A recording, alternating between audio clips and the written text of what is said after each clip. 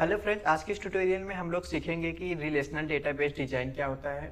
तो बेसिकली इस चैप्टर में हम लोग टेबल को डिजाइन करना सीखेंगे विद प्रॉपर फॉर्मेट। तो let's see what we learn inside this chapter.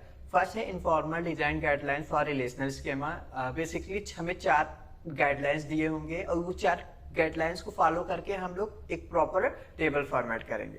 फिर then functional dependency. Functional dependency में हम लोग रिलेशन बिटवीन 2 एट्रीब्यूट्स को देखेंगे and normalization and normal form. Normalization normal form में हम लोग डुप्लीकेट वैल्यू को रिड्यूस करना देखेंगे। फिर different types of normal form देखेंगे। फिर partial transitive and multi value dependency, जो कि टाइप्स ऑफ नॉर्मल फॉर्म पढ़ते टाइम देखेंगे। तो स्टार्ट करने से पहले हम लोग देखेंगे कि normal informal design guidelines. Basically 4 types के गाइडलाइंस होते हैं। Using this guideline we can create और design a proper format table. तो let's start why we need guidelines. तो गाइडलाइंस की जरूरत हमें क्यों पड़ी? तो बेसिकली हम लोग data should not contain any redundancy. Redundancy basically means duplicate value. तो डेटा डुप्लीकेट वैल्यू ना कंटेन करे। फिर then data should be proper format and data proper format होना चाहिए। प्रॉपर फॉर्मेट में होगा तो क्या बेनिफिट होगा कि डेटा को इजीली एक्सेस कर सकते हैं। तो फर्स्ट इनफॉर्मल गाइडलाइंस क्या बोलता है? Making sure that semantics of the attributes is clear in the schema. तो लेट्स अंडरस्टैंड सेमेंटिक्स मतलब क्या होता है कि जो लेट्स अंडरस्टैंड विथ एग्जांपल। जो ये एट्रीब्यूट्स वैल्यू है,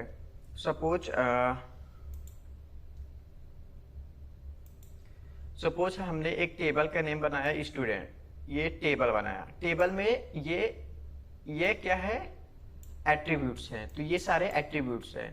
तो सेमेंटिक्स मतलब क्या होता है कि जो भी एट्रीब्यूट की नेम हो वो कुछ मीनिंगफुल निकलना चाहिए। सपोज जैसे स्टूडेंट बनाया टेबल का नेम, तो स्टूडेंट नेम, तो ऐसे समझ में आता है कि इसमें स्टूडेंट का नेम होना चाहिए। तो ऐसा रैंडम हम ऐसा कुछ नहीं लिख सकते। जैसे जेंडर को हमने लिख दिया G1, ग्रेड को लिख दिया G2 एंड ब्लड ग्रुप को G3 क्रिएट कर दिया।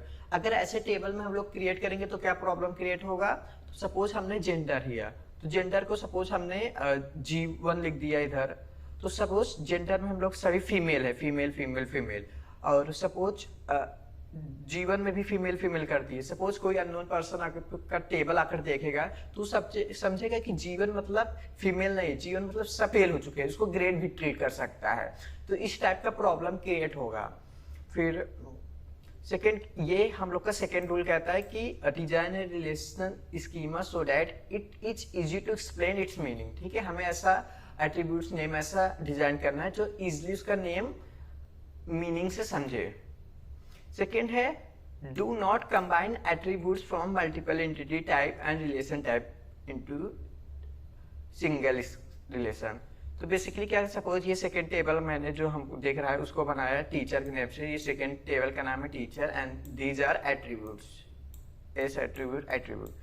तो इसमें ये सेकंड रूल क्या कहता है कि सपोज हमने एक स्टूडेंट टेबल बनाया, एक टीचर टेबल बनाया, तो टीचर टेबल के नेम के अंदर हम स्टूडेंट टेबल के एट्रीब्यूट्स नहीं यूज कर सकते। तो देख सकते हैं इधर भी स्टूडेंट नेम यूज हुआ है एंड इधर भी एस नेम कर दिए। तो ये different table have a different attributes name, तो सेम एट्रीब्यूट्स नेम नहीं होना चाहिए। तो सेकंड रूल ये होता है कि तो इसको हम कैसे क्रिएट करेंगे? तो हमें इसे प्रॉपर टीचर एंड नेम में लिखना होगा। तो ये सेकंड रूल फॉलो करता है, do not combine attributes from multiple entity types. तो सेकंड रूल देखते हैं कि ये देख सकते हैं आप कि इसमें और इसमें क्या प्रॉब्लम फेसिंग है। जो अभी सेकंड मैंने एक्सप्लेन किया कि student name, student first name and ये स्टूडेंट नेम, तो इधर हमें टीचर लास्ट नेम करना चाहिए क्योंकि ये सारा टीचर के एट्रीब्यूट्स गेन किए हैं। सेकेंड गाइडलाइंस आता है कि reducing the redundant information in tuples. That's mean कि जितने भी डुप्लीकेट वैल्यू हैं, डुप्लीकेट वैल्यू किसमें? टेबल्स में जो डुप्लीकेट वैल्यू है उनको रिड्यूस करना है। तो रिडंडेंट में बेसिकली क्या होता है? रिड्यूस करना, डुप्लीकेट वैल्यू रिड्यूस करना। तो फर्स्ट है mixing attributes of multiple entity में cause problem and second information is stored redundantly wasting of storage. अगर हम डुप्लीकेट वैल्यू अलाउ कर रहे हैं टेबल्स में, अगर डुप्लीकेट वैल्यू टेबल्स में अलाउ कर रहे हैं तो उससे क्या प्रॉब्लम होगा कि एक्सेस करने में प्रॉब्लम होगा, तो रीड करने में प्रॉब्लम होगा। और सेकेंड मोस्ट प्रॉब्लम ये होगा कि वो स्टोरी मेमोरी के वेस्टिंग होगा, जितने भी मेमोरी की स्टोरेज है वो वेस्ट होंगे। तो लेट्स से विथ एग्जांपल सपोज देख सकते हैं कि मैंने एक टेबल क्रिएट किया है, स्टूडेंट के नेम से टेबल क्रिएट किया है दो। तो देख सकते हैं कि एक ये लाइन एंड ये लाइन, ये दोनों डुप्लीकेट वैल्यू हैं। तो डुप्लीकेट वैल्यू क्या प्रॉब्लम क्रिएट होगा कि कोई अननोन पर्सन देखेगा तो उससे हमें प्राइमरी की अगर इसको विद बना देंगे तो उसको प्रॉब्लम क्रिएट होगा। तो इससे कैसे छुटकारा पा सकते हैं, इसका सोल्यूशन क्या है? इसका सोल्यूशन क्या है कि अगर हम स्टूडेंट आईडी को प्राइमरी, अभी प्राइमरी की डिक्लेयर नहीं हुआ है, अगर स्टूडेंट आईडी को हम प्राइमरी की बना देते हैं तो प्राइमरी की क्या रूल कहता है कि टेबल जो है स्कीमा है प्राइमरी की में वो यूनिक होना चाहिए and contain not null value. तो यूनिक होना चाहिए, तो वो 1 2 3 आप देख सकते हैं कि इधर 3 होना चाहिए, बेसिकली मिस्टेक हो गया।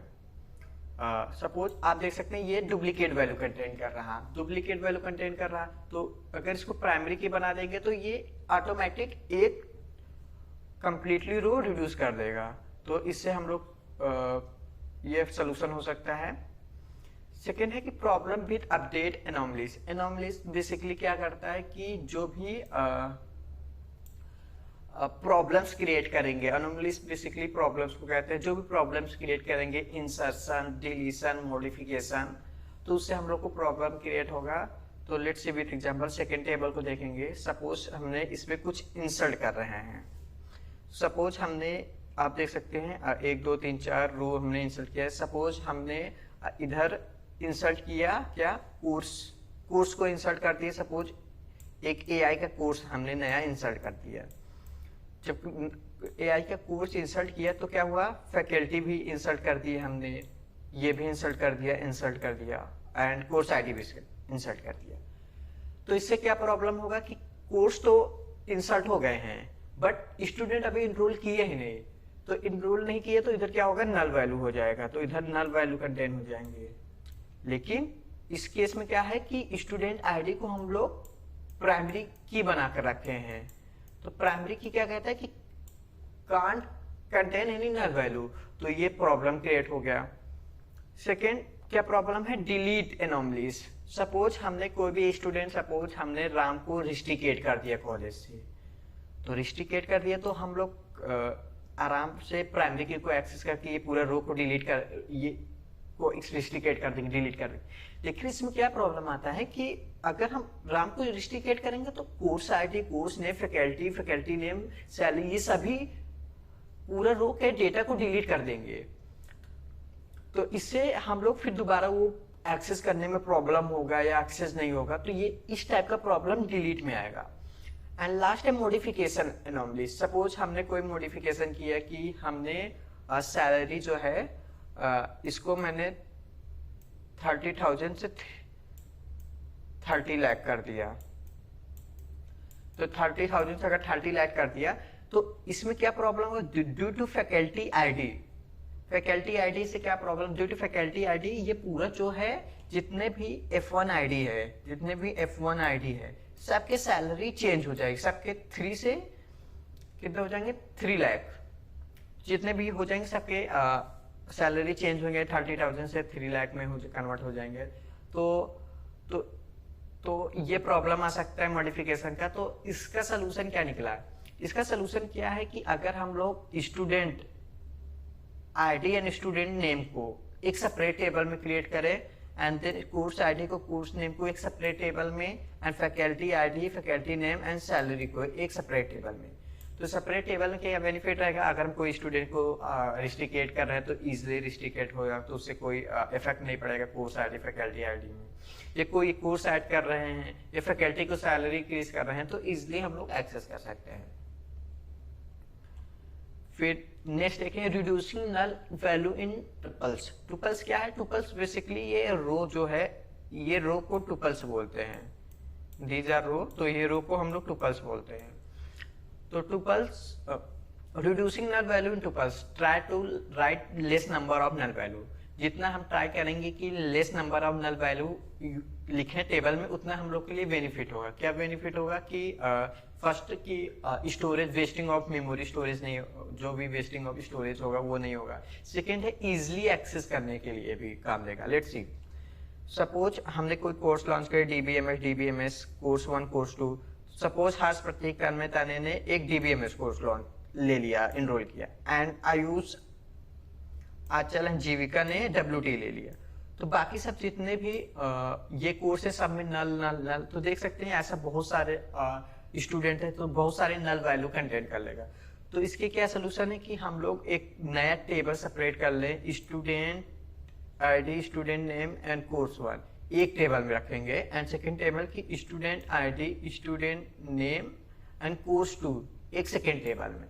तो इजिली हम लोग नल वैल्यू को मिनिमाइज कर सकते हैं। एंड फोर्थ है डिसअलाउइंग सुपीरियर टपल।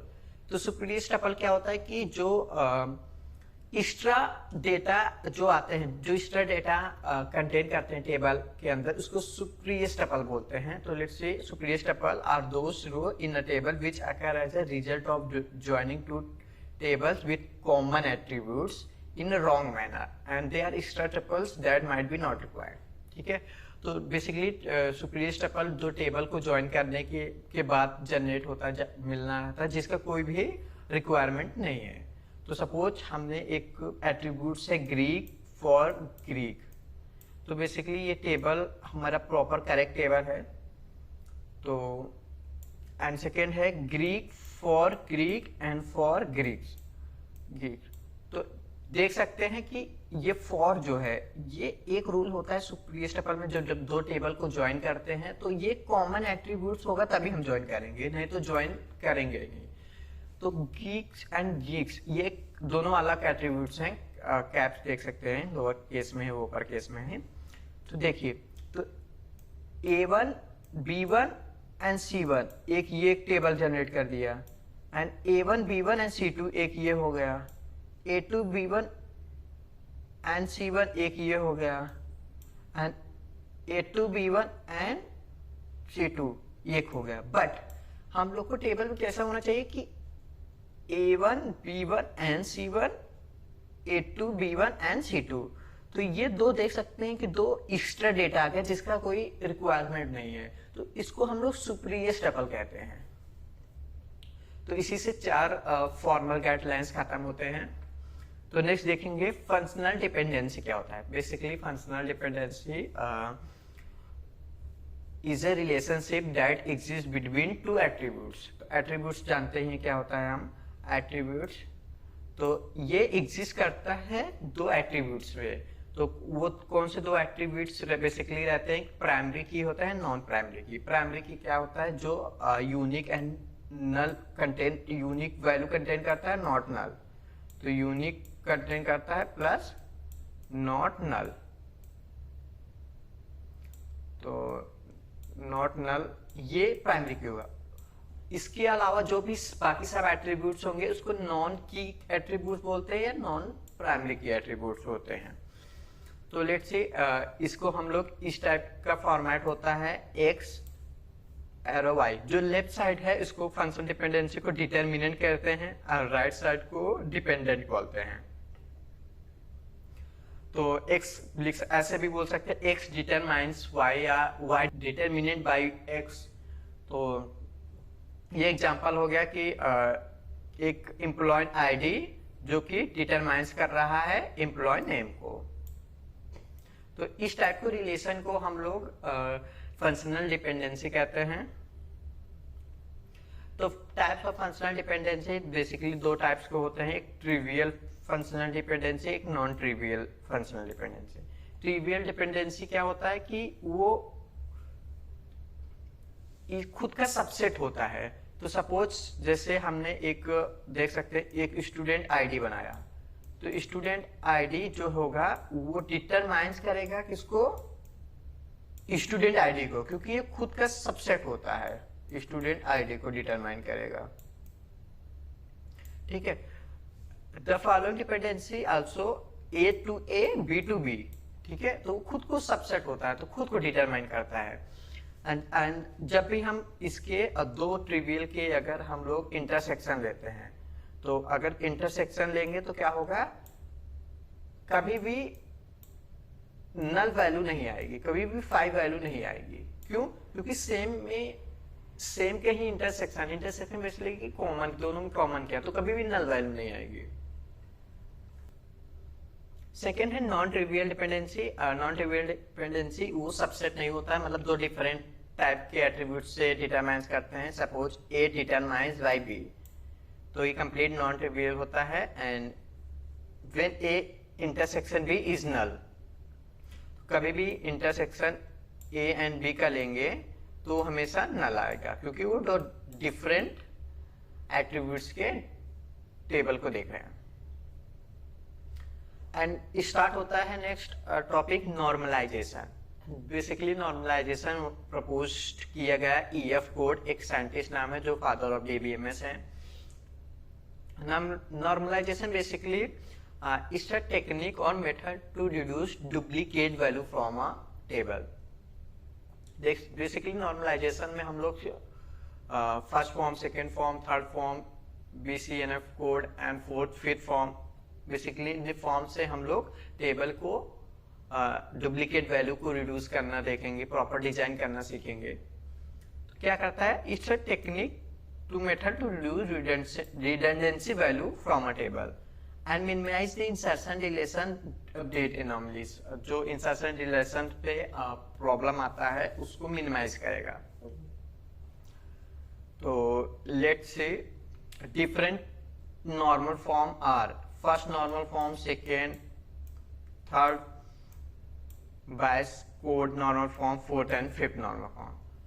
तो basically first normal form and second, third, first normal form क्या करेगा, सबसे टॉप पे होता है, सेकेंड नॉर्मल फॉर्म उसके जस्ट अंदर। तो सेकेंड नॉर्मल फॉर्म क्या होगा, सेकेंड नॉर्मल फॉर्म कंटेन करेगा फीचर फर्स्ट नॉर्मल फॉर्म को, एंड या रूल बोल सकते हैं। थर्ड नॉर्मल फॉर्म क्या कंटेन करेगा, सेकेंड नॉर्मल फॉर्म का रूल्स कंटेन करेगा। Second normal form first normal form को, BCNF third normal form, 4NF BCNF normal form and fifth NF fourth NF का रूल फॉलो करेगा। तो लेट्स फर्स्ट नॉर्मल फॉर्म क्या होता है। The relation is the first normal form, it does not contain any composite और multi valued attribute. That's mean जो भी हम टेबल डिजाइन करेंगे उसमें जो भी वैल्यू होंगे एट्रीब्यूट्स के, वो डुप्लीकेट या मल्टी वैल्यूड नहीं होना चाहिए। तो see order in which data store doesn't matter, किस टाइप के ऑर्डर स्टोर करते हैं मैटर नहीं करना, तो सभी एट्रीब्यूट वैल्यू यूनिक होना चाहिए। Let's understand with example. Suppose एक हमने एम्प्लॉय टेबल बनाया, एम्प्लॉय टेबल में आप देख सकते हैं कि एम्प्लॉय 4 नंबर एक डुप्लीकेट मतलब और मल्टी वैल्यूड वैल्यू कंटेन कर रहा है, तो ये एक फर्स्ट नॉर्मल फॉर्म में नहीं होता। फर्स्ट नॉर्मल फॉर्म क्या कहता है कि unique value, each attributes contain unique value. तो इसमें डुप्लीकेट वैल्यू कंटेन किया, इधर भी देख सकते हैं डुप्लीकेट वैल्यू कंटेन किया है। तो इसको फर्स्ट नॉर्मल फॉर्म के लिए क्या कर सकते हैं, एक इसको हम लोग 2 बार लिख देंगे। देख सकते हैं कि जॉन 2 बार लिख दिए, सैम 2 बार लिख दिए। तो इससे हम लोग फर्स्ट नॉर्मल फॉर्म गेन कर सकते हैं। एंड ऑर्डर डजंट मैटर, अभी प्राइमरी की सेकेंडरी फॉर्म इस पे डिस्कस नहीं करते हैं। तो it's a unique is conversion of first normal. Second normal form क्या होना चाहिए, table must be present in first normal form. Table पहले से ही फर्स्ट नॉर्मल फॉर्म में प्रेजेंट होना चाहिए and not contain any partial dependency. तो what is partial dependency, it's important, let's understand with example. Suppose partial dependency मतलब कि table should not contain any duplicate value in primary की attributes. तो देख इसमें क्या है, रूल नंबर प्राइमरी की है, देख सकते हैं 21 21, 22 22 एंड 24 24। ये पार्शियल डिपेंडेंसी हुआ तो सेकेंड नॉर्मल फॉर्म क्या कहते हैं, नो पार्शियल डिपेंडेंसी। तो उसका सलूशन क्या, अगर इसका क्या सलूशन हो सकता है, टेबल को हम लोग डिवाइड करते हैं। तो नेम, ब्रांच, रूल नंबर, इन तीनों को हम लोग एक टेबल में डिवाइड कर दिए एंड रूल नंबर को एंड लैंग्वेज को एक टेबल में। तो देख सकते हैं जो डुप्लीकेट वैल्यू कंटेन कर रहा था अभी रिड्यूस कर दिया सब प्राइमरी की do not contain in duplicate value. तो ये क्या हुआ, ये नॉन प्राइमरी सॉरी ये नो पार्शियल डिपेंडेंसी हो गया, नो पार्शियल डिपेंडेंसी, पीडी लिख देते हैं, नो पार्शियल डिपेंडेंसी। बट इधर देख सकते हैं कि ये डुप्लीकेट वैल्यू अभी भी कंटेन कर रहा, तो ये क्या हुआ, ये पार्शियल डिपेंडेंसी के अंदर आ जाएगा। तो ये दो एग्जांपल देख सकते हैं, ये पार्शियल डिपेंडेंसी हो गई, नॉन पार्शियल डिपेंडेंसी। एंड देखेंगे थर्ड नॉर्मल फॉर्म को शॉर्ट में बोलते हैं 3NF। तो basically third normal form, a relation must be in second normal form and not contain any transitive partial dependency. तो 3NF is used to reduce a duplicate value and basically transitive partial dependency क्या होता है कि one non primary key depends another non primary key. तो first of all check करेंगे कि table third normal form में है कि नहीं, यस कंटेन ऑल यूनिक, तो फर्स्ट नॉर्मल फॉर्म में है। तो सेकंड क्या होता है कि ट्रांजिटिव क्या होता है कि one non primary key depends upon another non primary key. तो नॉन प्राइमरी की है, ये क्या होगा, प्राइमरी की हो गया, इसको छोड़कर जितने भी एट्रीब्यूट्स हैं वो नॉन प्राइमरी की के अंदर आएंगे। तो सपोज ही फीस डिपेंड अपॉन है ब्रांच, ठीक है, तो इसमें क्या होता है, one non primary key depends upon second non primary key. तो ये ट्रांजिटिव डिपेंडेंसी हुआ, तो अपन लोग को क्या करना है, नो ट्रांजिटिव डिपेंडेंसी करना है। तो इसका क्या हुआ, सब वही अपना कॉमन रूल्स यूज करेंगे कि टेबल को डिवाइड कर देंगे name rule number and branch में। तो अभी देख सकते हैं ब्रांच इसमें प्राइमरी की ये हो गया, तो branch depend upon rule number. तो वन नॉन प्राइमरी की डिपेंड अपॉन प्राइमरी की, name depend upon rule number, one non primary की डिपेंड अपॉन प्राइमरी की। तो ये क्या हुआ, not transitive dependency. And second देख सकते हैं कि वन नॉन प्राइमरी की depend upon another non primary key, तो ये क्या हुआ, ट्रांजिटिव डिपेंडेंसी।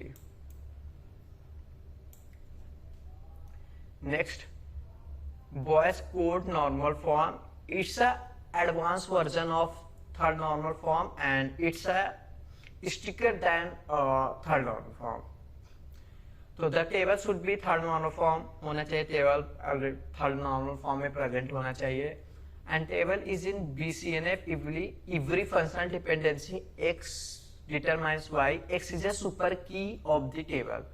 तो जो भी functional dependency x determines y होगा, तो जिसमें x होगा वो हमेशा सुपर की होना चाहिए। तो लेट्स सी सुपर की क्या होता है, super key contain it's unique value. Suppose ये टेबल है स्टूडेंट नेम का, उसने प्राइमरी की क्या है, roll number and student branch ID and branch name. तो रूल नंबर